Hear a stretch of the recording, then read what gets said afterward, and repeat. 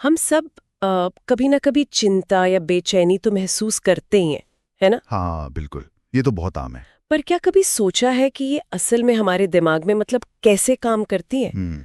आज हम ना कैथरीन पिटमैन और एलिजाबेथ कार्ले की एक किताब है रीवायर योर एंग्शियस ब्रेन, अच्छा। उसकी कुछ खास बातों पे जरा गौर करेंगे। हम्म। ये न्यूरोसाइंस मतलब मस्तिष्क विज्ञान के जरिए समझाती है कि ये चिंता आखिर आती कहाँ से है। और जो सबसे दिलचस्प बात मुझे लगी वो ये कि किताब बताती है कि चिंता ना एक जैसी नहीं होती। अच्छा, मतलब अलग अलग तरह की। हाँ, हमारे दिमाग में इसके दो बिल्कुल अलग रास्ते हैं, और अगर हम ये समझ लेना तो इसे संभालने का तरीका भी बदल जाता है। दो रास्ते? हाँ, कौन से हैं वो? ये जुड़े हैं दिमाग के दो हिस्सों से।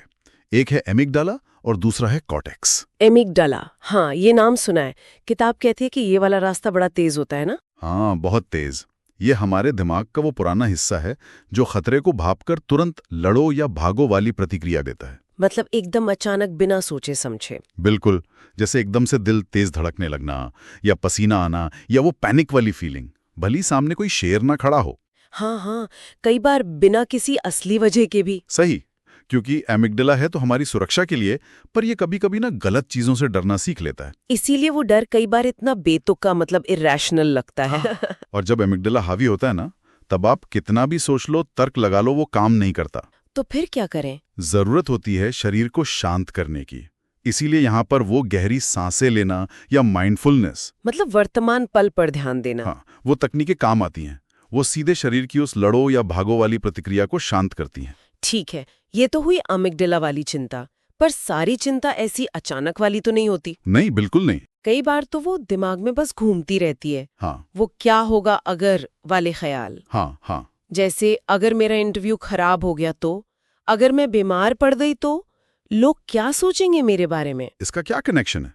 वो है दूसरा रास्ता, कॉर्टेक्स आधारित चिंता। कॉर्टेक्स, हाँ, यानी दिमाग का सोचने वाला हिस्सा। बिल्कुल। हमारा जो सोचने, समझने, योजना बनाने और कल्पना करने वाला हिस्सा है ना, वो कॉर्टेक्स है।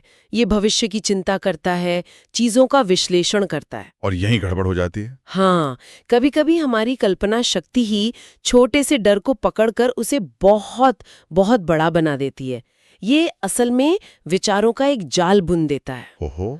तो मतलब एक डर है जो शरीर से ज्यादा जुड़ा है, वो एमिगडाला वाला। हाँ, वो शारीरिक प्रतिक्रिया है। और दूसरा विचारों से, वो कॉर्टेक्स वाला। सही, वो विचारों का जाल है। ये समझना तो बड़ा काम का है। हाँ, पर क्या हम इन रास्तों को, मतलब दिमाग की इन आदतों को बदल सकते हैं? क्या ये फिक्स हैं? नहीं। यही तो इस किताब की सबसे अच्छी, सबसे उम्मीद जगाने वाली बात है। सच में? हाँ, बिल्कुल बदल सकते हैं। इसे ही न्यूरोप्लास्टिसिटी कहते हैं, या जैसी किताब कहती है, ब्रेन रीवायरिंग। रीवायरिंग मतलब जैसे बिजली के तार बदलते हैं। हाँ, कुछ वैसा ही समझ लीजिए। हमारा दिमाग कोई पत्थर की लकीर नहीं है। वो लगातार सीखता है, बदलता है। हम जानबूझकर, अभ्यास करके चिंता पैदा करने वाले पुराने कनेक्शन को कमजोर कर सकते हैं। और शांत रहने वाले नए कनेक्शन बना सकते हैं। बिल्कुल, हम नई शांत आदतें बना सकते हैं। वाह, ये सुनने में तो बहुत अच्छा लग रहा है। तो इस रीवायरिंग के लिए कुछ तरीके भी होंगे?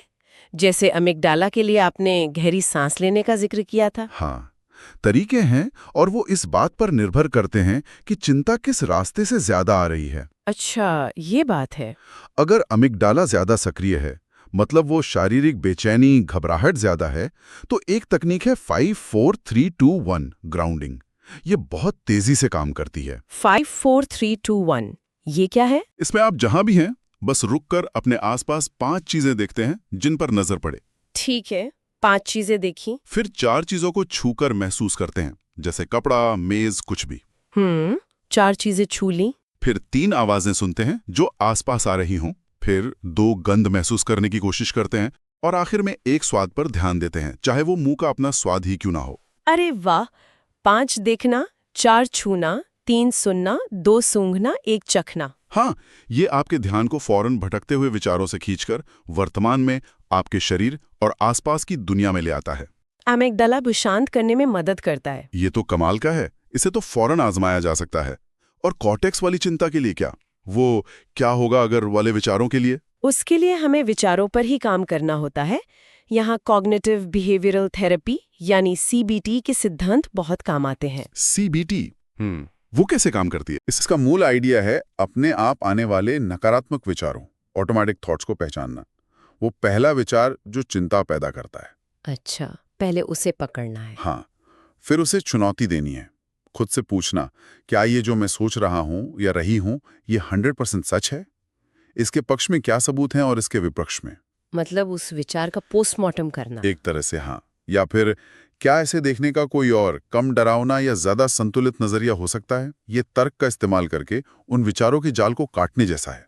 समझ गई। हाँ, तो एक के लिए शरीर पर काम, दूसरे के लिए विचारों पर। बिल्कुल। तो फिर कुल मिलाकर इस पूरी बातचीत से सबसे बड़ी सीख क्या निकलती है? मेरे ख्याल से सबसे बड़ी सीख यही है कि हम अपनी चिंता को पहचानना सीखें। कि ये आ कहाँ से रही है, एमिगडाला से या कॉर्टेक्स से? हाँ, क्या ये ज्यादातर एक शारीरिक डर है या विचारों का एक बुना हुआ जाल? क्योंकि ये जानने से ही हमें सही तरीका चुनने में मदद मिलेगी। सही बात है।